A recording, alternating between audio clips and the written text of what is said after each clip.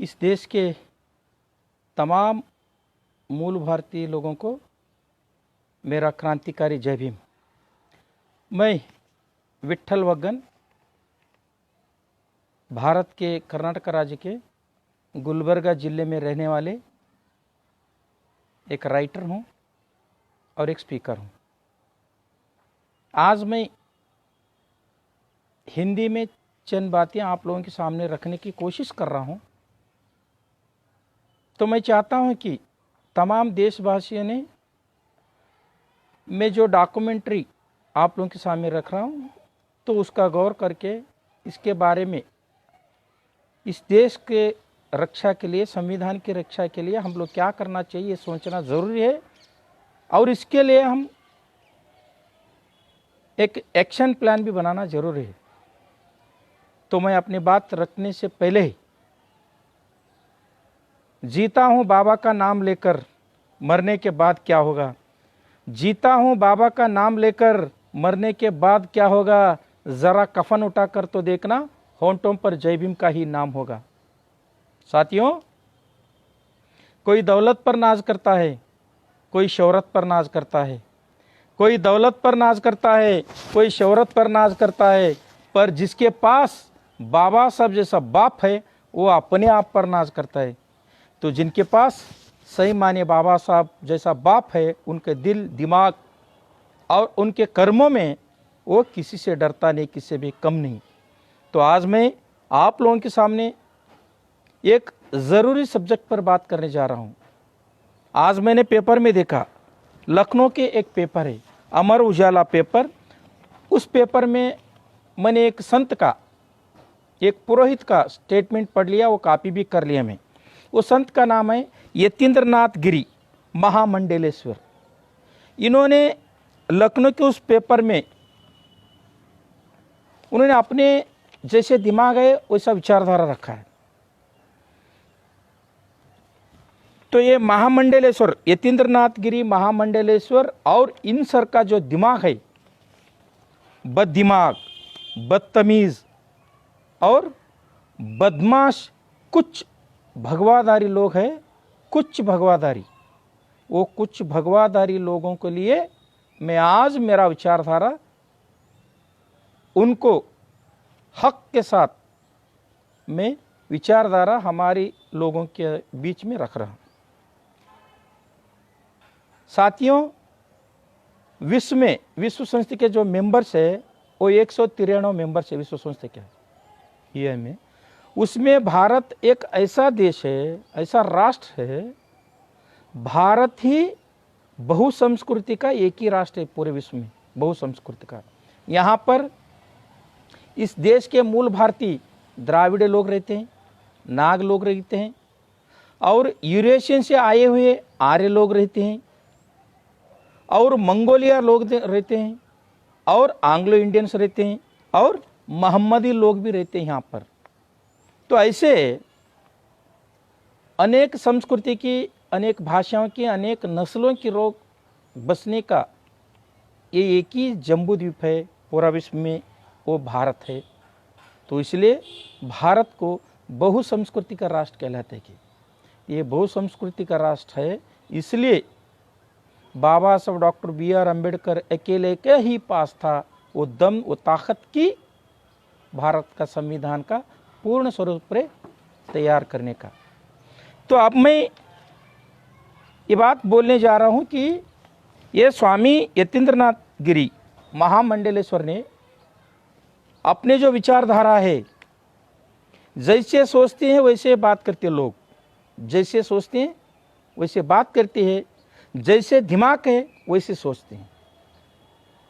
तो जिनको समझ लीजिए कि एक अनएजुकेटेड पर्सन्स, उनको कॉन्स्टिट्यूशन के बारे में बात करने को बोल दिया, उनको कुछ नहीं बोलेगा। पॉलिटिकल साइंस के बारे में, इकोनॉमिक्स के बारे में बात रखने को बोल दीजिए, कुछ भी नहीं बोलेगा। क्योंकि वो लोग, उनका दिमाग क्या है, उनका काम में अटका हुआ रहता है। जैसे, और दूसरी बात क्या है, जो अनएजुकेटेड पीपल मतलब ये ड्रॉप आउट बच्चे रहते हैं ना, जैसे कि हालांकि कुछ लोग ये यति और महास्वामी और आचार्य लोग, कुछ लोग सबके सब वो ड्रॉप आउट लोग हैं, और कुछ इंटरमीडिएट है, कुछ ग्रेजुएशन फेल हुए सो हैं। ये लोग जैसा दिमाग रहती है वैसा सोचते हैं। भारत के संविधान के बारे में जो पॉलिटिकल साइंस के विद्यार्थी है, वो समाजशास्त्र के विद्यार्थी है, वो चरित्र के विद्यार्थी है, जो एक्टिविस्ट है, वो पॉलिटिशियंस है, वो सभी को मालूम है भारत के संविधान के बारे में वो लोग बात करते कि या वो पॉलिटिकल थिंकर होगा, या कॉन्स्टिट्यूशन थिंकर होगा, या रिसर्च स्कॉलर होगा, या एक इंटेलेक्चुअल होगा, या एक्टिविस्ट होगा, या एक अच्छा सा पॉलिटिशियन होगा। ऐसे कुछ रेस्पॉन्सिबिलिटी और इंटेलेक्चुअल लोग भारत के संविधान के बारे में बात करेंगे। मगर आजकल मीडिया में ये इंटरमीडिएट लोग भी भारत के संविधान के बारे में बोल रहे, और ड्रॉप आउट लोग, स्वामी लोग, ये जो भगवाधारी ड्रॉप आउट है, स्कूल से ड्रॉप आउट हुए सो, ये लोग भी भारत के संविधान के बारे में बोलने लगे हैं। ये लोगों को मालूम नहीं, जो जैसा सोचते हैं वैसा ही बात रखते हैं। समझ लीजिए, भारत का जो संविधान का सभा था, उस सभा में मध्य एशिया से आए सो आर्य लोग भी उस सभा में थे। वो लोग बाबा साहब डॉक्टर BR अम्बेडकर और उनके लिखा हुआ संविधान के बारे में हम कॉन्स्टिट्यूशन डिबेट्स वॉल्यूम निकाल के देख लिया तो हमें मालूम हो जाएगा। 1948 को मैं मिसाल के तौर पर, एग्जाम्पल के तौर पर एक दो का मैं नाम आप लोगों के सामने रखूंगा। 1948 नवंबर 5 को जब संविधान रचना सभा हुआ था, उस सभा में MY पहले ने बोल दिया था कि बाबा साहब डॉक्टर BR अम्बेडकर संविधान शिल्पी है, और TT कृष्णमाचारी उन्होंने अपना विचार रखा था। उन्होंने बोल दिया था अगर बाबा साहब डॉक्टर BR अम्बेडकर इस संविधान सभा में और ड्राफ्टिंग कमेटी में नहीं रहते तो हम कुछ नहीं कर सकते थे। पूरे के पूरे जितने भी इज्जत, मान, सम्मान, कंट्रीब्यूशन है, बाबा साहब डॉक्टर BR अम्बेडकर को देना ही चाहिए। ये मैं नहीं बोल रहा हूँ, कॉन्स्टिट्यूशन असेंबली डिबेट्स में 1948 में नवंबर 5 तारीख को TT कृष्णमाचार्य ने बोली से बात बोला। और दूसरी बात, अनंत शयना अयंगर ने, उन्होंने भी उनकी बात बोल दी कि बाबा साहब डॉक्टर BR अम्बेडकर और ऐसी एक शख्स है, भारत का संविधान का चीफ आर्किटेक्चर है। ये बात नहीं मैं नहीं बोल रहा हूँ, ये तमाम जितने भी कॉन्स्टिट्यूशन असेंबली में लोग थे, या प्योर पॉलिटिशियन थे, या ग्रेजुएट थे, और या बैरिस्टर थे, ऐसे कुछ कम से कम साक्षर लोग थे कॉन्स्टिट्यूशन असेंबली में, एजुकेटेड लोग थे, PG होल्डर्स थे, डॉक्टर्स थे, एडवोकेट्स थे। वो लोग बाबा साहब और भारत के संविधान के बारे में इतना रेस्पेक्टिवली बात बोल दिया कि आपको यकीन नहीं होता तो कॉन्स्टिट्यूशन असेंबली डिबेट्स वॉल्यूम 11 आप जरूर वो एक वॉल्यूम पढ़ लीजिए। बस ये बात मैं इसलिए बोल रहा हूं, आजकल एक फैशन हो गया है भारत के संविधान के बारे में और बाबा साहब डॉक्टर BR अम्बेडकर के विचारधारा के बारे में अनाप शनाप बोल दिया तो कंट्रोवर्सी हो जाएगा। कंट्रोवर्सी हो जाने के बाद ये लोग क्या है, पूरे देश में प्रचार हो जाएगा। प्रचार के पीछे पड़ चुके हैं ये लोग, बददिमाग, बदमाश लोग। और उसने भी ये जो भगवाधारी लोग हैं, कुछ भगवाधारी भड़वे लोग, सभी को नहीं बोलता मैं, उसमें भी कुछ लोग अच्छे होंगे। कुछ भगवाधारी भड़वे लोग आजकल बाबा साहब डॉक्टर BR अम्बेडकर को इस्तेमाल कर मुस्लिम दोस्तों को गोली मार रहे हैं, मतलब मुस्लिम दोस्तों के ऊपर सैद्धांतिक रूप से अटैक कर रहे हैं। अरे तुम लोगों के पास हिम्मत है तो अपने धार्मिक ग्रंथों को, अपने महापुरुषों को, अपने देवी देवताओं को लेकर इस्लाम या इस्लाम भाइयों के ऊपर अटैक करो यार। बाबा साहब को विचारधारा क्यों ले रहे? क्या कॉन्स्टिट्यूशन असेंबली में 296 लोग थे, 296 मेंबर्स थे कॉन्स्टिट्यूशन असेंबली में। बाबा साहब के अलावा किसके पास दम नहीं है पार्टीशन ऑफ पाकिस्तान के बारे में बात करने के लिए? थॉट्स ऑन पाकिस्तान के बारे में बात करने के लिए, कश्मीर के मुद्दे पर बात करने के लिए, बांग्लादेश के बारे में बात करने के लिए औकात नहीं है तुम लोगों की, तुम्हारे लीडरों में। ऐसे बददिमाग बदमाश लोगों को मैं आंसर देने के लिए आज लाइव पर आया हूं। दोस्तों, आजकल बाबा साहब के बारे में और संविधान के बारे में ऐसे बदमाश लोग बात कर रहे हैं कि इंटरमीडिएट है। वो लोगों को संविधान के बारे में कुछ भी जानकारी नहीं है, वो लोगों को पॉलिटिकल साइंस के बारे में कुछ भी जानकारी नहीं है, वो लोगों को इस देश के कानून के बारे में कुछ भी बात नहीं है, मालूम नहीं है। वो लोग अपने भगवा के अंदर बैठकर अपना जो कोमवादी जो मनोधोरणा है वो बाहर निकाल रहे। जैसे कि सांप अपने मुंह से जो जहर निकालता है, वैसा ये लोग ये बहुसंस्कृति का देश पर अपना मस्तिष्क का कोमवादी का जो विचारधारा है उसको फैला रहे। मैं आप लोगों के एक बात समझाना चाहता हूं ऐसे लोगों को और अपने दोस्तों को। ये कभी भी एक राष्ट्र नहीं हो सकता, भारत एक राष्ट्र नहीं हो सकता, क्योंकि यहाँ पर अलग अलग देशों से, यहाँ पर तो मूल भारतीय द्राविड़ लोग हैं, नाग जनांग है, मूल भारतीय लोग हैं।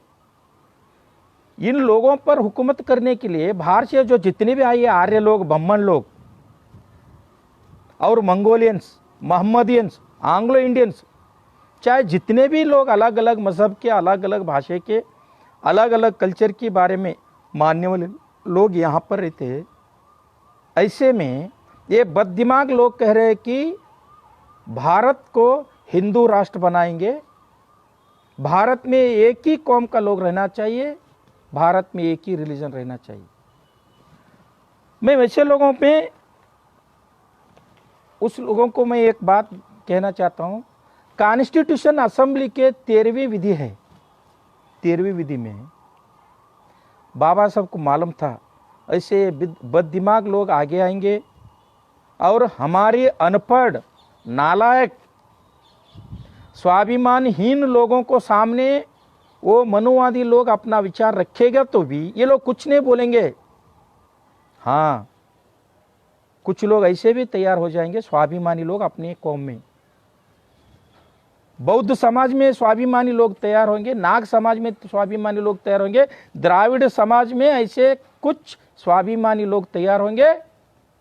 तैयार होने के बाद ऐसे बददिमाग बदमाश लोगों को जब चाहे उनको जवाब देने के लिए तैयार होंगे। इसलिए बाबा साहब डॉक्टर BR अम्बेडकर ने बोल दिया था, उन्होंने कॉन्स्टिट्यूशन आर्टिकल 13 में बाबा साहब ने लिख लिया। क्या लिख लिया आर्टिकल 13? और तुम भड़वे लोग आर्टिकल 13 कॉन्स्टिट्यूशन आर्टिकल 13 खोल कर देखिए, उसमें साफ साफ लिखा है संविधान जिस देश में जब लागू होगा उससे पहले जो धार्मिक ग्रंथ थे, जो असमानता थी, ये तमाम कानून को अनुर्जित कर दिया जाएगा, इनवैलिड कर दिया जाएगा, ये आर्टिकल 13 कहता है। फिर भी तुम लोग कॉन्स्टिट्यूशन के खिलाफ जाकर ऐसे बदमाशी की बात बोल रहे, ऐसे कौमवादी की बात बोल रहे, ऐसे हरामखोर की बात कर रहे कि संविधान के विरोध में आप बात करें कि हम भारत को हिंदू राष्ट्र बनाएंगे, हम भारत में एक ही रिलीजन रखेंगे। अरे यार दोस्तों, भारत को आप लोगों की बात आप लोगों के सामने रखता हूं। आप लोग क्या बोलते हैं? भारत को भारत माता बोलते हैं।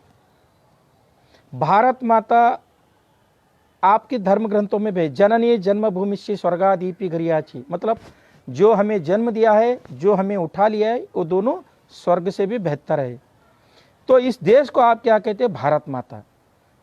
जो इस देश में रहने वाले बच्चों को, इस देश में रहने वाले सिटीजनों को तमीज सिखाने वाले, शिष्टाचार सिखाने वाले, कानून सिखाने वाले, रहन सहन सिखाने वाले कौन है?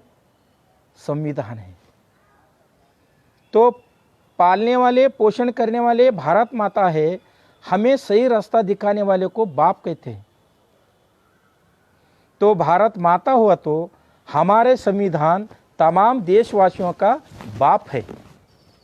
तो अब ऐसे भगवादारी बदतमीज लोग बाप को बदलने जा रहे हैं, मतलब संविधान बदलने जा रहे, तो संविधान बदलेंगे ऐसा बोल रहे, तो अपने माँ के साथ जो है शादी हुए सो अपने बाप को बदलने की बात कर रहा है। ये तुम्हें सोच लेना चाहिए। ऐसे बद दिमाग वालों को मैं ये चेतावनी दे रहा हूं। अरे सोचो, तुम्हारी सर में दिमाग है यार, दिमाग होती है सोचने के लिए, बकने के लिए, सोचने के लिए होती है। सोच लो, तुम्हारी माँ जो भारत माता है, भारत माता का जो पति है, भारत का संविधान है शिष्टाचार सिखाने वाला, तो भारत का संविधान आपका बाप है। आपका बाप बदलने की बात कर रहे, तो आपको क्या कहना चाहिए? ऐसे लफ्ज मैं इस्तेमाल नहीं करना चाहता हूं। दोस्तों, वो अमर उजाला में यतीन्द्र नाथ गिरी महामंडलेश्वर ने कुछ सवाल किया है। वो सवाल का मैं एक एक सवाल का सही तरह से डॉक्यूमेंट्री जवाब देना चाहता हूं। और एक शेरी याद आ गई मेरे को, संविधान बदलने की बात बोल रहे ना, ये स्वामी यतीन्द्र नाथ, गौर से सुन ले स्वामी यतीन्द्र नाथ, और तुम्हारा सर का जितने भी ड्रॉप आउट स्टूडेंट्स है, तुम्हारे जितने भी बदतमीज बददिमाग भगवादारी है, सभी लोग सुन लीजिए। अपने संविधान के बारे में, संविधान के खिलाफ जो भी बात रख रहे हैं वो लोग सुन लीजिए। सूरज को क्या पता चांदनी क्या होती है, सूरज को क्या पता चांदनी क्या होती है, आसमान को क्या पता जमीन क्या होती है। जिंदगी भर भगवान के नाम पर, जिंदगी भर भगवान के नाम पर भीख मांग के खाने वालों को क्या पता भारत का संविधान क्या होती है। अरे भीख मांग के खा रहे हैं अंधभक्तों से, तो तुम्हें क्या मालूम है भारत का संविधान? और इसलिए मैं समझाने आ रहा हूं स्वामी यतीन्द्र नाथ, तुम्हारे हर एक सवाल का मैं डॉक्यूमेंट्री के साथ अब मैं अपना विचार रख रहा हूं। दोस्तों, ये यतीन्द्र नाथ महामंडलेश्वर ने सबसे पहले बोल दिया था कि अब जो भारत में भारत सरकार है, भारत सरकार ने नया संसद भवन बनाया है। ये नया संसद भवन उद्घाटन के साथ नया संविधान को भी लागू करना, ऐसा उन्होंने अपना विचार रखा। मतलब अपना बाप को चेंज करना, संविधान बोले तो बाप, अपना बाप को चेंज करने के बाद उन्होंने सबसे पहला रख दिया। उसके बाद में रख दिया कि भारत में जो पॉपुलेशन है, पॉपुलेशन बढ़ रहा है, जनसंख्या बढ़ रहा है, उसको नियंत्रण करना और धर्मांतर का एक ऑफेंस है ऐसा घोषित करना। जो ये लोगों की शोषण की वजह से जो धर्मांतर कर रहे, बौद्ध धर्म को, इस्लाम धर्म को, क्राइस्ट धर्म को, इसको ऑफेंस करके लागू करना, कानून बनाना, ऐसा उनका विचारधारा रखता है। दूसरी बात क्या है, सनातन हिंदू धर्म के संस्कृति के आधार पर, सनातन हिंदू धर्म के संस्कृति के आधार पर नया संविधान को रखना, जारी रखना अथवा और करना। किसके साथ? नया जो संसद भवन इनॉग्रेशन हो रहा है उसके साथ नया संविधान लागू करना। वो संविधान कैसा रहना चाहिए? सनातन हिंदू संस्कृति के आधार पर। उसमें क्या होना चाहिए? एक ही धर्म होना चाहिए और एक ही देश होना चाहिए। ये बात वो यतीन्द्र नाथ स्वामी ने बोली। और दूसरी एक बददिमाग बात करते कहते हैं कि उन्होंने, अरे यार इनके पास दिमाग है क्या नहीं, कभी संविधान पढ़ा क्या नहीं? नहीं पढ़ लिया तो मेरे को बोल दीजिए यार, मैं अपना खुद रिसर्च किताब है मेरा, संविधान के पितामह, इस देश के कॉन्स्टिट्यूशन, फादर ऑफ कॉन्स्टिट्यूशन, मैं रिसर्च किताब लिखा हूँ, मैं ये भेज दूंगा तुम्हें। ये स्वामी बोल देता है कि आज का जो संविधान है हमारे देश में, इस संविधान ने धर्म के नाम पर, जाति के नाम पर, मौलिक आधार के नाम पर लोगों को बांट दिया है, ऐसा बददिमाग बात कहता है। और चौथा बात क्या है, ये जो नया संविधान होगा उस संविधान में रिजर्वेशन खत्म करना और जो एक देश एक रिलीजन मानेगा वो लोगों को रिजर्वेशन देना, ऐसा उनका विचारधारा रखा था।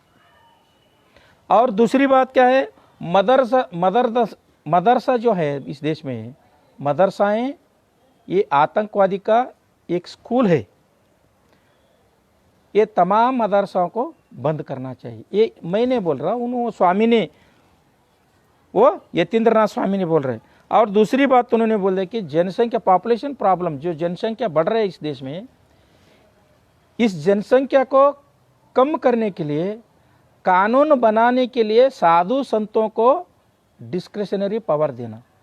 देखिए, अनपढ़ लोगों को, मतलब जो इंटरमीडिएट पास है, जो ड्रॉप आउट लोग है, ये भगवाधारी, ये साधु संतों को ये पॉपुलेशन कम करने के लिए पावर देना थे। और कहते हैं कि लास्ट में इन्होंने भारत में जो 98% लोग, 98% लोग इस देश के हिंदू है, जो भी हिंदू लोग वापस घर वापस ही आना चाहते तो उन संत लोगों को और हिंदू धर्म के ठेकेदारों को कह रहा है कि ये लोग जो 90% इस्लाम में कबूल करके लोग इस्लाम में हैं, वो लोग वापस आना चाहते तो वो लोगों को हम धर्मांतर करना। मैं एक सवाल पूछता हूँ ये स्वामी को, महामंडलेश्वर यतीन्द्र स्वामी को, अरे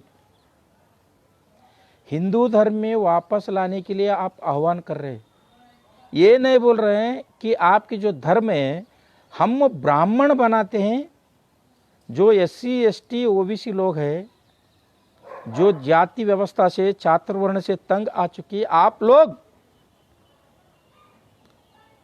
आने को कोशिश कीजिए, आ जाइए। हम अपने धर्म में, क्या चाहे वैष्णव हो चाहे शैव हो, ब्राह्मण धर्म में आप लोगों को वापस लेंगे, ऐसा नहीं बोल रहे। आप बोल रहे हिंदू धर्म में।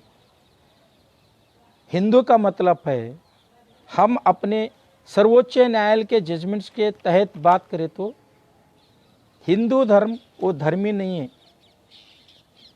और हमारे आदरणीय प्रधानमंत्री जी, आदरणीय होम मिनिस्टर साहब ने बहुत बार उन्होंने अपने विचार रखते टाइम पे भी ये बोल दिया कि हिंदू रिलीजन नहीं, Hinduism not a religion, Hindu it's a way of life, ये जीवन आधार का क्रम है, जीवन पद्धति, ऐसा आदरणीय प्रधानमंत्री जी ने, आदरणीय होम मिनिस्टर ने बोल दिया था। और उनसे भी थोड़ा आगे जाकर मैं आपको और तमाम मेरे जो फेसबुक के फ्रेंड्स है वो लोगों की बात सामने बात रख रहा हूँ। हिंदू ये संस्कृत का शब्द नहीं है, हिंदू ये हिंदी का शब्द नहीं है। हिंदू जो जितने भी भारत में भाषाएं हैं, वो भाषा में किसी भाषा में हिंदू शब्द का नहीं है। मेरे पास ऋग्वेद, यजुर्वेद, सामवेद, अथर्वण वेद है, तीनों वेद है मेरे पास। रामायण, महाभारत है, भगवत गीता है, याज्ञवल्क्य स्मृति, बृहस्पति स्मृति, मनुस्मृति है, 18 पुराण है। जितने भी वैदिक धार्मिक ग्रंथ है, जितने भी ब्राह्मणों ने लिखे से धार्मिक ग्रंथ है, उस ग्रंथ में किधर भी हिंदू शब्द का एक भी लफ्ज नहीं है, एक भी श्लोक नहीं। तो हिंदू शब्द कहां से आएगा? मिस्टर भगवाधारी यतीन्द्रनाथ, ये हिंदू शब्द एक पारसी शब्द है। तुम्हें यकीन नहीं आया तो पारसी का 2 डिक्शनरी है, एक असदुल्ला गाथा और दूसरा फिरोजुल्ला गाथा। ये असदुल्ला गाथा और फिरोजुल्ला गाथा में हिंदू शब्द का अर्थ है, उसका मतलब है गुलाम, ठग, चोर। तो इसलिए आप जो भगवाधारी जो आतंकवादी लोग हैं, चंद आतंकवादी लोग, आप इस देश के मूल भारतीय लोग जो है SC ST OBC और माइनॉरिटी, ये लोगों को आप खुले तौर से कह रहे कि हम आप लोगों को हिंदू बनाएंगे। आप नहीं बोल रहे आप लोगों को ब्राह्मण बनाते, ऐसा नहीं बोल रहे आप बोल रहे हिंदू बनाते। इसका मतलब है दोस्तों, आप जान लीजिए कि हिंदू बनाएंगे बोले तो आप लोगों को फिर गुलाम बनाएंगे, ऐसा सोच रहे। मैं एक बात, ये जितने भी भगवाधारी है, ये जितने भी इस देश में कोमवाद फैला रहे हैं, ये लोगों के मैं एक सवाल करता हूं कि आपकी धार्मिक ग्रंथ में एक बात आता है, भगवत गीता के चौथा अध्याय 13 श्लोक में 13वीं जो श्लोक है उसमें आता है, चातुर्वर्णम मया षष्ठम गुणकर्म विभागस्यः। मतलब ये जो चातुर्वर्ण है मैंने किया है किसके आधार पर? गुण और कर्म के आधार पर। 15वीं सदी में छत्रपति शिवाजी महाराज को आप जो बोल रहे हिंदू धर्म के ठेकेदार थे छत्रपति शिवाजी महाराज, धर्म के ठेकेदार थे शिवाजी महाराज। अब जो बोल रहे 15वीं सदी में आप लोगों के, आपके पुरखों ने, आपकी पुरोहित लोगों ने, आपकी ब्राह्मण लोगों ने, आपकी वैदिक लोगों ने आदरणीय छत्रपति शिवाजी महाराज को संस्कार नहीं किया। 1894 में 1894 में जब कोल्हापुर के संस्थान के महाराजा थे छत्रपति शाहू महाराज, उनको भी आप लोगों ने संस्कार नहीं दिया। छत्रपति महाराज को ने संस्कार दिया, छत्रपति शाहू महाराज को भी नहीं दिया। अरे तुम लोग ऐसे गरीब लोगों को क्या संस्कार देंगे यार? तो दोस्तों ये सोचने वाली बात है कि राजा महाराजाओं को ये लोग संस्कार नहीं दिया इसलिए कि वो लोग शूद्र थे। तो मैं आप लोगों से अपील करता हूं कि ये लोग शूद्रों को, अस्पृश्यों को, और अब जो धर्म परिवर्तित मुस्लिम है, धर्म परिवर्तित क्राइस्त है, ये लोगों को वो लोग हिंदू बना रहे हैं मगर ब्राह्मण नहीं बना रहे। तुम लोगों के पास इस देश के बारे में, यहाँ के लोगों के बारे में आपकी हृदय वैशाल्यता है तो, आपके दिमाग का वैशाल्यता है तो मैं चैलेंज करता हूँ, जितने भी भगवाधारी है, जितने भी धर्माधिकारी है, जितने भी शंकराचार्य है, तुम लोग ऐलान करो कि इस देश में जो दलित है, जो अस्पृश्य है, जो धर्म परिवर्तित लोग है, वो लोग आना चाहते तो हम लोग वो लोगों को ब्राह्मण बनाएंगे। नहीं बोलते तुम्हारे पास हिम्मत नहीं, औकात नहीं है तुम्हारे पास, तुम क्या बनाओगे हमें? अरे दोस्तों हम तो इस देश के मूल भारतीय लोग हैं। आदरणीय बी श्याम सुंदर साहब जी ने जब 1968 में 1968 में जब गुलबर्गा आए थे, गुलबर्गा में जगत के भीमनगर में, तब भीमनगर को बी श्याम सुंदर साहब से पहले उसको हरिजनवाड़ा कहते थे। वहाँ के लोगों को ये जो जितने भी वैदिक परंपरा में, वैदिक धार्मिक ग्रंथों में, वैदिक जो जितने भी साधु संत शंकराचार्य, उनके दिमाग में कितना गंदगी है ये समझाकर उस जमाने 1968 में जो जिन लोगों के, जिन अस्पृश्य शूद्र लोगों के घर में जो ब्राह्मण लोगों का जो देवी देवताओं का फोटो थे, देवी देवताओं की मूर्तियां थे, तब वो तमाम देवी देवताओं फोटो को रास्ते में डालकर उसको आग लगाए थे बी श्याम सुंदर साहब। फिर वो नौबत, वो रेवोल्यूशन अब आना चाहिए। अब रेवोल्यूशन सख्त जरूरत है, क्योंकि भारत के, इस देश के मूल भारतीय लोगों पर, इस देश के महिलाओं पर, इस देश के संविधान के ऊपर, इस देश के संविधान के पिता बाबा साहब doctor B are Ambedkar ji के ऊपर बार बार ये लोग क्या कर रहे, उस नाम वो लोगों के मनोवादी दिमाग से अटैक कर रहे। इसलिए हम लड़ने के लिए तैयार होना चाहिए। संविधान को बचाना है, बहु संस्कृति का देश को बचाने हैं। इसलिए मैं ये बात कहते हुए अब मैं जो मेन मुद्दा जो है, मूल मुद्दा जो, उस पर आता हूं। जो महामंडलेश्वर यतीन्द्र नाथ ने वो बोल दिया था, जो सवाल किया था उस पत्रिका में अमर उजाला में, उनको मैं एक एक उनका सवाल का सही तरह से जवाब देता हूं। सबसे पहले उन्होंने बोल दिया कि नया संसद भवन के इनॉग्रेशन के टाइम पे नया संविधान का लागू करना चाहिए। ये एक संविधान विरोधी मानसिक धोरणा है स्वामी जी का। और उन्होंने आगे भी कह दिया था कि वो संविधान ऐसा होना चाहिए कि सनातन हिंदू संस्कृति के आधार पर वो संविधान रचना चाहिए। सनातन हिंदू संस्कृति के आधार पर नया संविधान होना चाहिए। ये याद रखिए, मैं जो वो स्वामी का बात आप लोगों के सामने रख रहा हूँ, ये गौर से याद रखिए। इसके ऊपर ही मैं बात करने वाला हूँ, इसके ऊपर ही मैं डॉक्यूमेंट्री देने वाला हूँ ये यतीन्द्रनाथ स्वामी को। नया संसद भवन के इनॉग्रेशन के साथ साथ नया संविधान भी लागू करना चाहिए। वो संविधान किस आधार पर होना चाहिए? तो सनातन हिंदू संस्कृति के आधार पर होना चाहिए। सबसे पहले ये बददिमाग आदमी को कहता हूं कि अरे यार, सबसे पहला पढ़ो लिखो, संविधान के बारे में पढ़ो। एक बार बाबा साहब डॉक्टर बी.आर. अम्बेडकर जी ने कह दिया था कि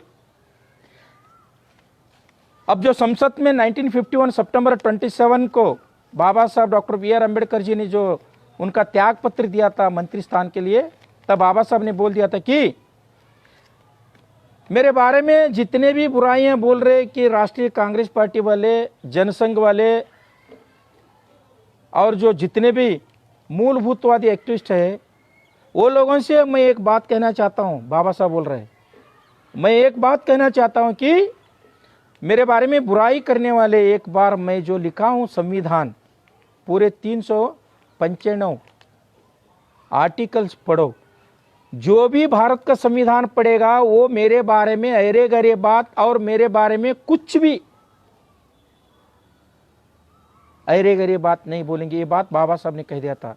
मैं ये यतीन्द्रनाथ स्वामी को कहता हूँ, महामंडलेश्वर स्वामी को कहता हूँ, अरे यार, संविधान के बारे में बोलने से पहले, बाबा साहब डॉक्टर बी.आर. अम्बेडकर जी के बारे में बोलने से पहले एक बार भारत का संविधान तो पढ़ो। नहीं तो मेरे को फोन करो, नहीं तो गुलबर्ग को आ जाओ, मैं तुम्हारे को हिंदी, कन्नड़ा, इंग्लिश, मराठी और मेरा रिसर्च बुक भी दूंगा, और ग्रैनविल ऑस्टिन का जो डेमोक्रेटिक कॉन्स्टिट्यूशन है डॉक्यूमेंट्री किताब दूंगा।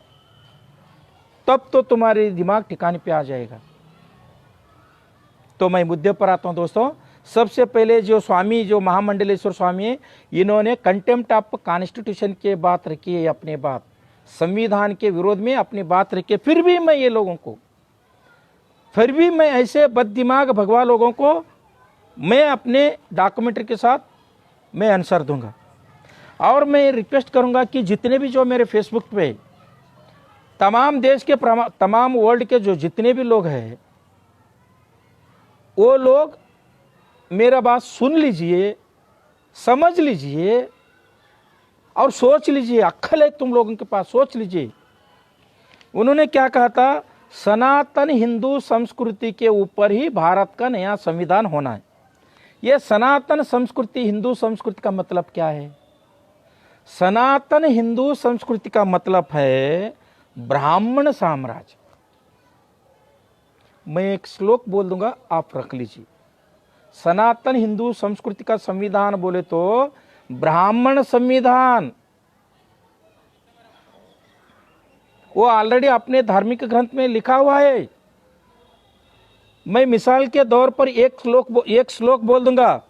जगत सर्वम दैवाधीनम, जगत सर्वम दैवाधीनम, दैवम मंत्राधीनम, मंत्रम ब्राह्मणाधीनम, ब्राह्मण मम देवतः। देखिए, ये पूरा दुनिया किसके अंडर में है? भगवान के अंडर में है। जगत सर्वम दैवाधीनम, ये पूरा दुनिया भगवान के अंडर में है। भगवान किसके अंडर में है? दैवम मंत्राधीनम, भगवान मंत्र के अधीन में। ये मंत्र किसके अधीन में है? मंत्रम ब्राह्मणाधीनम, मंत्र ब्राह्मण के अधीन में है। तो ब्राह्मण मम देवतः, इसका मतलब है ये पूरा दुनिया का, मतलब ये जितने भी देवी देवता हैं, ये देवताओं को सभी किनके पास है? तो इनसे भी, देवताओं से, देवी देवताओं से बड़ा कौन है बोलते तो ब्राह्मण है। इसलिए ब्राह्मण मम देवतः, ब्राह्मण ही इस देश का देवता है, ऐसा उन्होंने अपने ग्रंथ में लिखा है। इसलिए वो लोग चाह रहे कि भारत में सनातन हिंदू संस्कृति का कानून लाना चाहिए। हिंदू संस्कृति का कानून मतलब उसका है कि वैदिक परंपरा, ब्राह्मण परंपरा, आर्य परंपरा लाने के लिए लोग ऐसे अनाप शनाप सही बात बोल रहे। मगर दुखद बात यह है कि इस देश में जितने भी लोग SC ST OBC लोग हैं, मैं आप लोगों से गुजारिश करता हूँ, रिक्वेस्ट करता हूँ, आप थोड़ा अपने माँ बाप को पूछ लीजिए, आपके दादा नानी दादी को पूछ लीजिए, उनके ज़माने में भारत में ये सनातन परंपरा के लोग जो थे, ये लोग उनके साथ कैसा बर्ताव करते थे। ये लोगों को एजुकेशन नहीं देते थे, स्वातंत्रहीन थे, स्वाभिमानीहीन थे और अधिकारहीन थे, और ये लोग अपने अपने जात के, अपने अपने कौम के काम करते करते शूद्र बनकर बैठे थे। कभी ब्राह्मणों के मंदिर में जाओ, जिनके बगल में, जिनके गले में बदन पर जनेवार नहीं रहता, वो लोगों को डायरेक्टली ब्राह्मण पुरोहित लोग, आप शूद्र लोग हैं, ऐसा वो ब्राह्मण पुरोहित कहते कि जब भी आप किसी के भी ब्राह्मण के मंदिर में जाइए, आप लोग कहते कि आप शर्ट निकालिए, शर्ट निकालने के बाद आपके बदन पर जनेवार नहीं है तो आप लोगों को वो लोग डायरेक्ट कहते हैं कि आप शूद्र है, उस लाइन से आ जाइए, ये तो विप्रों का है, ये द्विजों का है, ये ब्राह्मणों का है, ये आर्यों का है, ऐसा डायरेक्ट कहते कि। शूद्र का मतलब क्या है? मनुस्मृति इसके 8वें अध्याय में 415 श्लोक में आप देख लीजिए, शूद्र का मतलब है दासी पुत्र, रखेल के पुत्र। हमारी जनपद साहित्य में कहते हैं कि नाजायज औलाद। वो लोग अपने धार्मिक ग्रंथों में खुले आम तौर से लिखा है, और खुले आम तौर से आप लोगों को बोल रहे हैं कि आप शूद्र हैं, आप हिंदू हैं। वो लोग खुद को नहीं बोलते हम हिंदू हैं, हम क्या है, हम ब्राह्मण हैं, हम आर्य हैं, हम विप्र, ऐसा कहते हैं। दूसरे लोगों को आप, तुम हिंदू है, तुम शूद्र है। इसलिए मैं रिक्वेस्ट करता हूं कि आप लोग जरूर संविधान के साथ साथ आप रामायण पढ़ लीजिए, महाभारत पढ़ लीजिए, और भगवत गीता पढ़ लीजिए, रामचरितमानस पढ़ लीजिए, मनुस्मृति पढ़ लीजिए, और जितने भी धार्मिक ग्रंथ है आप पढ़ लीजिए। उस तमाम जितने भी ब्राह्मण लोगों ने लिखे सो धार्मिक ग्रंथ है, उस ग्रंथों में उसमें 3 थेम्स, सिर्फ 3 विचारधाराएं। एक ब्राह्मण का श्रेष्ठता, एक ब्राह्मण का श्रेष्ठता मतलब ब्राह्मण मम देवता, ब्राह्मण ही देवता है, वो एक सिद्धांत है। दूसरी क्या है, नारी के बारे में है। नारी क्या है, वो पाप योनिज है, नारी अस्पृश्य है, नारी अछूत है। और तीसरी क्या है, इस देश के जितने भी OBC लोग हैं वो गुलाम है, वो बददिमाग लोग हैं, वो शोषित लोग हैं। और इतने अनाप शनाप लिखा है, मैं उसमें कुछ श्लोक आप लोगों के सामने रखने जा रहा हूं, और गौर से सुनना। जो महामंडलेश्वर यतीन्द्रनाथ है, ये उन तक ये मेरा वीडियो पहुंचा देना। मैं लाइव पे उनके साथ चर्चा करने के लिए भी मैं तैयार हूँ। मैं सबसे पहले बोल दिया हूँ, मैं कर्नाटक के रहने वाला हूँ, और कर्नाटक के गुलबर्गा जिले में रहने वाला हूँ, और मैं एक एक्टिविस्ट हूँ, राइटर हूँ, स्पीकर हूँ। मैं इस स्वामी और जो भी ऐसे बददिमाग भगवादारी है, उन लोगों के साथ में मैं बहस करने के लिए, ओपनली बहस करने के लिए तैयार हूँ। वो लोग बोलना भारत के संविधान में क्या क्या ये सिटीजन को, मतलब यहाँ के प्रजा के खिलाफ आर्टिकल से, वो लोग बोलना। मैं आपकी जो धार्मिक ग्रंथ है उस ग्रंथों में इस देश के महिलाओं के बारे में, इस देश के मूल भारतीय लोगों के बारे में कितना गंदे गंदे लिखा है, मैं डॉक्यूमेंट्री के साथ आप लोगों के सामने रखूंगा। फिर तो भी मैं आज मिसाल के तौर पर आप लोगों के सामने, जो जितने भी मेरे भाई हैं फेसबुक के मेरा वीडियो देख रहे हैं, उनके सामने मैं 10 एग्जाम्पल्स रखने जा रहा हूं। सोच लीजिए, वो लोग सनातन हिंदू संस्कृति के संविधान बनाने में तुले हुए हैं। वो सनातन हिंदू संस्कृति में क्या है, मैं आप लोगों के सामने रखूंगा। सबसे पहले लीजिए कि रामायण में चातुर्वर्ण पद्धति का भी समर्थन किया है। उत्तरकांड में मेरे ख्याल से 11 और 13वें श्लोक में चातुर्वर्ण पद्धति के बारे में रामायण में भी दाखिल किया है कि रामायण में भी चातुर्वर्ण रहना चाहिए, ऐसा उन्होंने लिखा है। और दूसरी बात क्या है, रामायण में यह भी लिखा है कि शूद्रों को और महिलाओं को ज्ञान प्राप्ति करने का कोई अधिकार नहीं, विद्या प्राप्ति करने का कोई अधिकार नहीं। जो शूद्र शंभुक थे,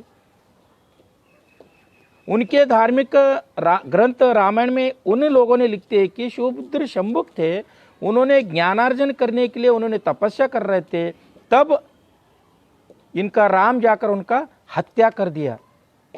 तो पूरे तमाम रामायण पढ़ने के बाद में महिलाओं का शोषण का है, महिलाओं को ज्ञानार्जन करने का अधिकार नहीं है, शूद्रों को ज्ञानार्जन करने का अधिकार नहीं है, ऐसा आप लोगों को यकीन हो जाएगा कि जब आप लोग रामायण पढ़ेंगे तब यकीन हो जाएगा। इस रामायण को प्रतिबंध करने के लिए बाबा साहब doctor B are Ambedkar ji ने इस रामायण का जो थीम थे, मेन थीम थे, शूद्र और महिलाओं को एजुकेशन से वंचित करना, इसको गांठ बांधकर, इसको पाबंद लगाकर बाबा साहब doctor B are Ambedkar ji ने आर्टिकल 45 ने रखा। लिंग भेद, जाति भेद छोड़कर जो बच्चा 6 साल से 14 साल तक रहेगा उनको फ्री एंड कंपलसरी एजुकेशन देने का मूलभूत कर्तव्य गवर्नमेंट का है, ऐसा बाबा साहब ने आर्टिकल 45 में लिखा था। हालांकि 21A में आ चुका है वो। और जो भी शोषित समाज है, दलित समाज है, उनके लिए एजुकेशन में वो लोगों को रिजर्वेशन देने के लिए आर्टिकल 15(4) बाबा साहब ने रखा था। ऐसा संविधान के जरिए जो रामायण में जो महिला और शूद्र को वंचित किया था ज्ञान से, ज्ञानार्जन करने से, बाबा साहब ने संविधान के जरिए ये ज्ञानार्जन करने के लिए नौबत, सदावकाश शूद्र और महिलाओं को दिया है। और दूसरी, महाभारत के बारे में हम जान लिए तो, महाभारत से पहले ये 15वीं सदी में जो उत्तर भारत में जो एक ब्राह्मण संत थे, उनका नाम था तुलसीदास। तुलसीदास ने अपना एक मनोवादी धार्मिक ग्रंथ लिखा है कि उसका नाम है रामचरितमानस। उस रामचरितमानस में तुलसीदास, देखिए, जो राम को पूजा करने जा रहे हैं औरतें, जो तुलसीदास को पूजा करते हैं वो महिलाएं, आप लोग ये गौर से पढ़ लेना चाहिए कि उन्हीं का ग्रंथ में तुलसीदास ने अपने ग्रंथ में लिखता है कि ढोल, गंवार, शूद्र, पशु, नारी, ये सब ताड़न के अधिकारी। मतलब किसान को, शूद्र को, महिलाओं को और गाय को और ढोल को सदा पीटते रहना चाहिए। ऐसे गंदे विचारधारा रखने वाले तुलसीदास का आप हमारी इस देश के महिलाएं पूजा करते बोले तो इससे भी अंधभक्त दूसरे देश में मिलते क्या? तो अंधश्रद्धा से मैं आप लोगों से रिक्वेस्ट करता हूं, अपनी तमाम महिलाओं से, आप तुलसीदास का रामचरितमानस पढ़ लीजिए, वाल्मीकि का रामायण पढ़ लीजिए। जब तक आप पढ़ेंगे नहीं तब तक अब आप अंधश्रद्धा और ये धार्मिक अंधभक्ति में आप उलझे रहोगे। और तीसरी बात क्या है, महाभारत के बारे में देख लीजिए। महाभारत में लिखते हैं कि जो महाभारत पढ़ेंगे सबको पूरे समरी याद आ जाएगा, मगर मैं मिसाल के तौर पर आप लोगों को बोल रहा हूं। पूरे महाभारत पढ़ने के बाद में एक बात यकीन होते कि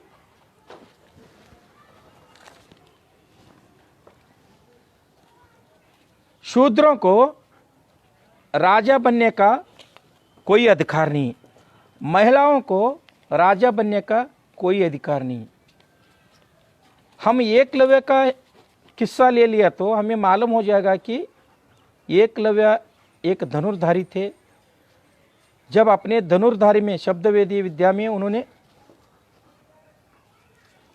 ज्ञान हासिल कर दिया तो द्रोणाचार्य, आपका जो द्रोणाचार्य है, आज का भी द्रोणाचार्य है, ये सदियों से द्रोणाचार्य हैं, वो द्रोणाचार्य ने एकलव्य के अंगूठा काटकर उनको राजा बनने का रुकावट डाल लिया। ये बात बाबा साहब डॉक्टर बी.आर. अम्बेडकर जी ने बहुत अच्छी तरह से जानते थे। उन्होंने संविधान में आर्टिकल 330 रख लिया, पार्लियामेंट में रिजर्वेशन, संविधान के आर्टिकल 332 रख लिया, विधानसभा में रिजर्वेशन। अब की जो जितने भी द्रोणाचार्य लोग हैं, भगवाधारी द्रोणाचार्य जितने भी चाहे तो भी ये दलित लोग पार्लियामेंट और संसद में और विधानसभा में आने का कोई भी रुकावट डाल नहीं कर सकते। देखिए, आपका जो महाभारत है, आप लोगों को शासक बनने से रुकावट डालते थे, शासक बनने के लिए खेद करते थे, मगर बाबा साहब ने महाभारत को गांठ बांधकर गठरी में रख के आप लोगों को विधिमंडल में बैठने का मौका दिया है।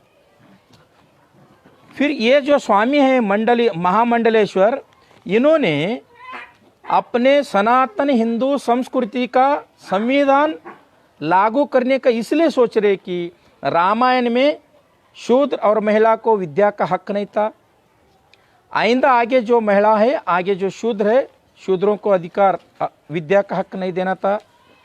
और महाभारत के जरिए, महाभारत में जो है शूद्र को राजा बनने का अधिकार नहीं है।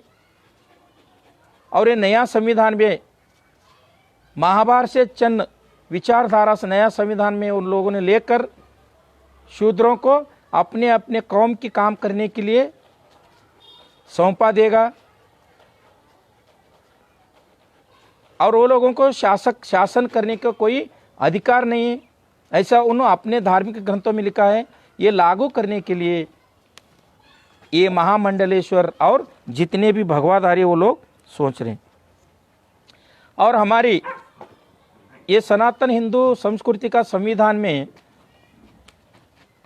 गीता के जरिए हर एक शासन ये लोग लाने वाले हैं। मैं हमारे तमाम महिलाओं से, बहनों से मैं रिक्वेस्ट करता हूँ, आप कभी मौका मिले तो भगवत गीता पढ़ लीजिए। भगवत गीता के अध्याय 9 32वें श्लोक में कृष्ण ने अर्जुन को कहता है कि स्त्री पाप यूनिजल, मतलब जो महिला है वो पाप यूनिज है, वो पापिष्ट है, अस्पृश्य है। तो ये अस्पृश्यता जारी कानून जैसे भी जो भगवत गीता में है वैसा ही नया संविधान में लागू करने के लिए ये भगवाधारी लोग सोच रहे। और देखिए, मैं पांचवा बात सनातन हिंदू धर्म के बारे में आप लोगों को रख रहा हूं। इसमें पांचवा एक एग्जाम्पल दे रहा हूं पुराण के बारे में। दोस्तों, हिंदू धर्म में 18 पुराण हैं। वो 18 पुराण में आज हम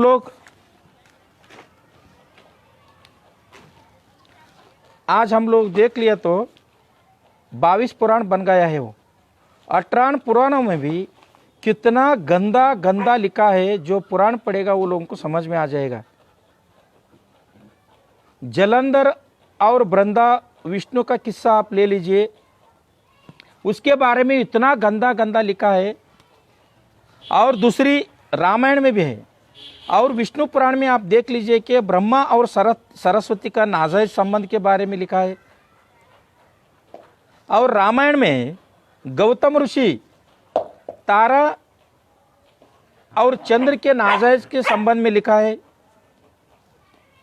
और बृहस्पति की पत्नी जो अहल्या थी, अहल्या और देवेंद्र के नाजायज संबंध के बारे में लिखा है। ऐसे 18 पुराणों में ज़्यादा क्या है, व्यभिचार है, वेश्यावृत्ति है, दूसरों का बीवी को बलात्कार करे सो बलात्कारी कथाएं हैं। तो ऐसा सिद्धांत का जो पुराण है ये सनातन हिंदू धार्मिक ग्रंथों में है। तो नया धार्मिक ग्रंथों में ये लागू कर दिया तो ये तमाम जो सिद्धांत है उनके धार्मिक ग्रंथों का वो जैसा ही वैसा आ जाएगा। और लास्ट में मेन मुद्दे पे मैं आप लोगों के सामने रखना चाह रहा हूं, सनातन हिंदू धर्म का मेन जड़ जो बाबा साहब डॉक्टर बी.आर. अम्बेडकर जी की संविधान आने से पहले जो इस देश में शासन था, कानून था, वो था मनुशासन। इसलिए बाबा साहब ने आर्टिकल 13 रखते हुए बोल दिया था कि अब तक जितने भी शासन है, धार्मिक विधि विधान हैं, वो सभी को शून्य घोषित कर दिया था बाबा साहब ने, शून्य, इनवैलिड लॉज। फिर भी ये लोगों ने आचार में रखते और आचार के शिष्टाचार जो अपने लोगों के जहन में डालते जे सुबह आते हैं 6 बजे से 10 बजे तक टीवी में, सो मानसिक भयोत्पादक लोग क्या है उसको रखवाले करते करते हमारी SC ST OBC लोगों के जहन में वो जो धार्मिक परंपरा हैं, वो धार्मिक जो सनातनवादी की जो अमौलिक सिद्धांत है, सनातनवादी की अंधश्रद्धा, कंदाचार, मौढ़्य जितने भी है, वो ऐसी हमारे लोगों के जहन में डालते अब तक ला चुके हैं। तो जब बाबा साहब डॉक्टर बी.आर. अम्बेडकर जी ने मनुस्मृति को पढ़ा, तमाम रामायण, महाभारत, 18 पुराण, याज्ञवल्क स्मृति, बृहस्पति स्मृति, 18 पुराण और मनुस्मृति पढ़ने के बाद में बाबा साहब ने यह तय किया कि 1927 दिसंबर 25 तारीख को महाड़ में वो मनुस्मृति को जला दिया। वो कागज की टुकड़ी जलाने के बजाय बाबा साहब के मकसद वो नहीं थे सिर्फ जला के वो लोगों को ठेस पहुंचेंगे। बाबा साहब की ये मकसद थे कि जब मैं 1927 दिसंबर 25 तारीख को मनुस्मृति जलाऊंगा, इस जलाने का वजह हमारे लोग और उससे भी ज़्यादा इस देश के जो जितने भी महिला हैं वो लोग जान लेंगे। जानने के बाद वो लोग क्या करेंगे, बाबा साहब ने इतना ओपनली सिंगुलर, वो भी एक इंटेलेक्चुअल ब्राह्मण नीलकंठ सहस्त्रबुद्धे के हाथों से मनुस्मृति को जलाया। तो इस मनुस्मृति में क्या ऐसी बातें हैं ये सोचेंगे, इसके बारे में पढ़ेंगे हमारे लोग, उससे भी ज़्यादा महिलाएं पढ़ेंगे। ये सोचकर बाबा साहब डॉक्टर बी.आर. अम्बेडकर जी ने मनुस्मृति को जलाया था। तो इसलिए तो जो सनातन धार्मिक ग्रंथ, जो सनातन हिंदू संस्कृति के संविधान लागू करने वाले हैं, उसमें क्या रखेंगे ये लोग, ऐसे कुछ चंद श्लोक्स मैं आप लोगों को बताऊंगा। 1-2 श्लोक्स आप लोगों के सामने रखूंगा। क्यों बोले तो अब रात हो चुकी है।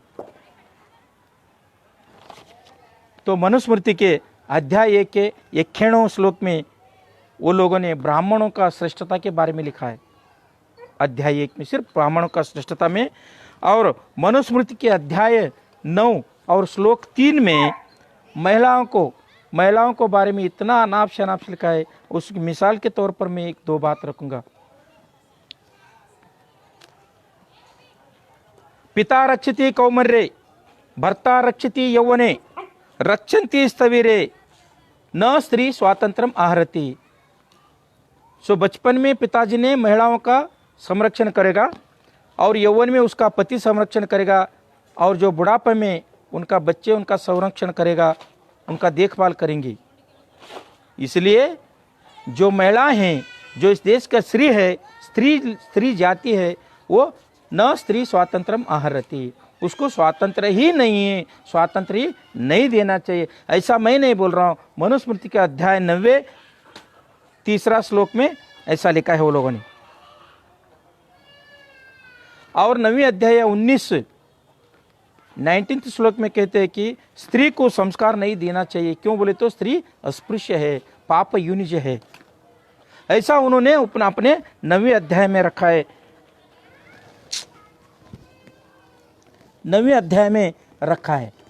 तो इसलिए दोस्तों मनुस्मृति में पूरे के पूरे मनुस्मृति में महिलाओं के खिलाफ, शूद्रों के खिलाफ और शूद्रों के बारे में गंदे गंदे बातें वो लोगों ने अपने मनुस्मृति में लिख के रखा है। वो मनुस्मृति ही सनातन धर्म के, सनातन हिंदू धर्म के वो पवित्र ग्रंथ है। उस मनुस्मृति को ही वो लोगों ने क्या है, भारत के नया पार्लियामेंट के साथ नया संविधान को जारी करने के लिए वो लोग डिमांड कर रहे हैं। तो मैं आप लोगों से ये रिक्वेस्ट करता हूं कि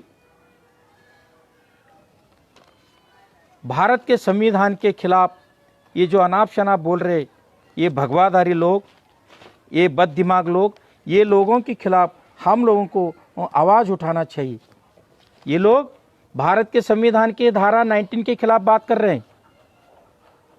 अभिव्यक्ति स्वातंत्र के लेकर हम बात किया तो वो लोगों ने आईपीसी सेक्शन 295A के तहत अपने ऊपर एफआईआर कर रहे हैं। भारत के संविधान ने हमें आर्टिकल 25 के तहत हमें धर्मांतर का अधिकार दिया है। हम कोई भी धर्म को मान सकते हैं, कोई भी धर्म को स्वीकार कर सकते हैं, मगर ये भगवाधारी भड़वे लोग हमें घर वापसी के नाम पर, हमारे के जुल्म के नाम पर, हमारी महिलाओं के जुल्म करने के नाम पर हम लोगों की क्या है, फिर गुलामगिरी के, उनके जो चातुर्वर्ण पद्धति का जो शिष्टाचार थे, जो हिंदू धर्म थे, उसमें वापस लाने के बहुत सारे कोशिश कर रहे। आर्टिकल 51H के तहत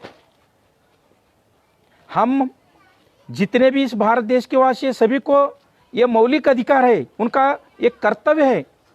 जो साइंटिफिक बात है, जो साइंटिफिक विचारधारा है, वो बोलने का, वो रखने का हर एक नागरिक का फंडामेंटल ड्यूटी है। बाबा साहब ने ये आर्टिकल 51H में रखा है। तो इसलिए दोस्तों और बहुत सारी बातें आप लोगों के सामने रखना था, मगर क्या करना, अब रात हो चुकी, फिर कभी मौका मिले तो मैं अपने ये जो सनातन हिंदू धर्म का, जो संस्कृति का जो संविधान ये लोग लाने के लिए डिमांड कर रहे हैं, कोशिश कर रहे हैं, वो लोगों से मैं चैलेंज करता हूँ।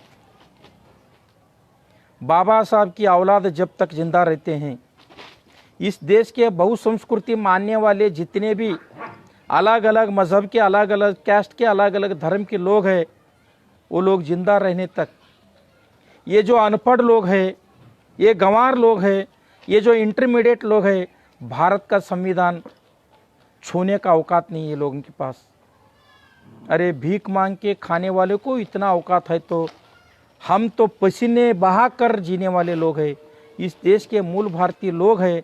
इसलिए मैं इस फेसबुक के ज़रिए मैं इस देश के तमाम अपने महिलाओं से, तमाम शूद्रों से, तमाम अस्पृश्यों से मैं निवेदन करता हूं कि ऐसे अनाप शनाप भारत के संविधान के बारे में, बाबा साहब के बारे में और इस देश के मूल भारतीय लोग जो SC ST OBC माइनॉरिटी लोग हैं, इनके बारे में जो भी बात करेंगे वो लोगों को कड़ी से कड़ी हम जवाब देना चाहिए। ये हमारा ड्यूटी भी है। इतना कहते हुए मेरा बात सुनने वाले तमाम इस देशवासियों को मैं शुक्रगुजार, मैं अपनी तरफ से मैत्रीपूर्ण भीम वंदन कहते हुए मैं अपनी बात रखता हूँ। जय भीम, नमो बुद्धाय।